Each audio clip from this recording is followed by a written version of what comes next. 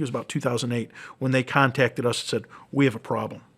Fort Rucker in the late 90s, early 2000s, really bought into this quality deer management philosophy of you can't shoot too many does. I would get phone calls and they'd say, hey, how many does should we shoot?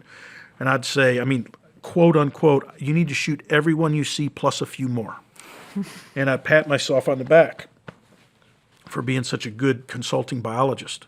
And Fort Rucker really bought into we need to manage this herd, and they were shooting a lot of does. They really lowered their deer numbers. They were harvesting about 50 deer a year around 2010, 2008. I think it was about 2008 when they contacted us and said, we have a problem. We need to know what's going on.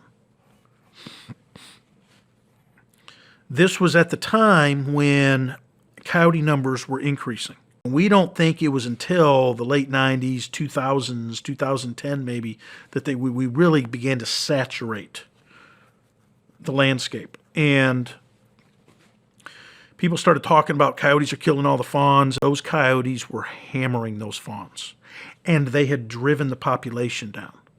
Now all these coyotes on the landscape are just tagging these fawns at a far greater rate than they'd ever been before. And all of a sudden, the population couldn't recover. They came in and started having to do things. No doe harvest.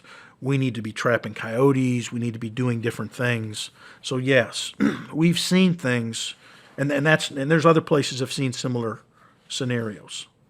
You can recover from it, but it takes a little bit of effort to get out of that low point.